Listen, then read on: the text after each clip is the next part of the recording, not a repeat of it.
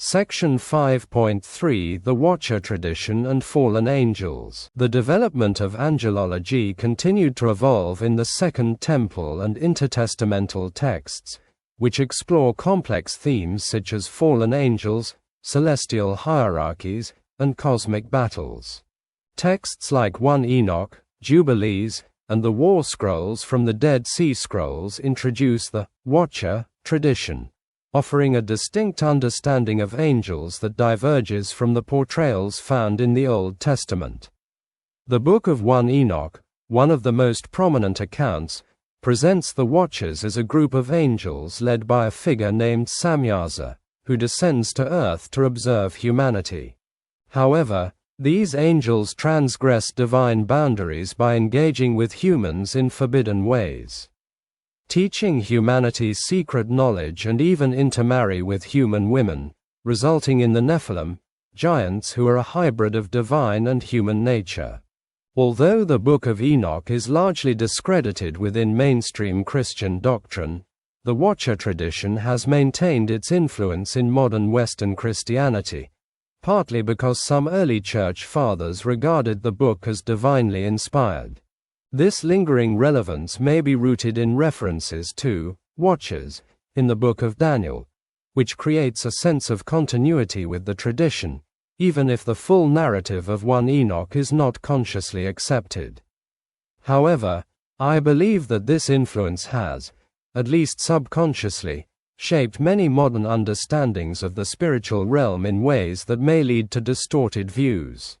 Daniel chapter 4 verse 13. I saw in the visions of my head upon my bed, and, behold, a watcher and an holy one came down from heaven. Daniel chapter 4 verse 17. This matter is by the decree of the watchers, and the demand by the word of the holy ones, to the intent that the living may know that the Most High ruleth in the kingdom of men, and giveth it to whomsoever he will, and setteth up over it the basest of men.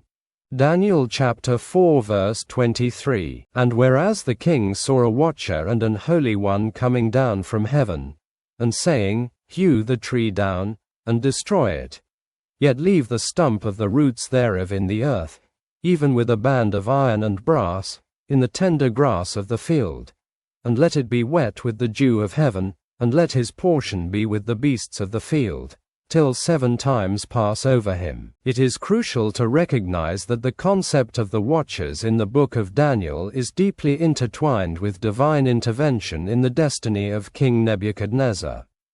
In this context, these heavenly beings announce judgment as an indistinguishable extension of God's will. This depiction of the watchers in Daniel stands in stark contrast to the portrayal in the Book of Enoch, where they are depicted as autonomous angels operating outside of God's will. The Enochian account introduces significant theological challenges, forcing us to reconsider our understanding of angels, a shift I personally believe we should not embrace. Moreover, in contemporary Christian theology, there is a prevailing assumption that angels, whether aligned with God or fallen, now have their fates irrevocably fixed. If this is indeed the case, it suggests that angelic autonomy was either a temporary condition or effectively nullified after a pivotal moment in their history. This raises an important question. Why were angels granted autonomy in the first place, and what purpose did it serve in the divine plan? Furthermore, what event or sequence of events led to the withdrawal or limitation of their autonomy, thereby sealing their moral and existential paths? This framework implies that angels, unlike humans, underwent a singular test of loyalty that determined their eternal state. The reasons for this distinction between human and angelic autonomy remain speculative, though it is sometimes suggested that it reflects the differing roles within God's cosmic design. Angels, as celestial beings, might have been created for a more immediate and enduring alignment with God's purposes, while humanity, situated within time, is granted the ongoing opportunity to repent and realign with God.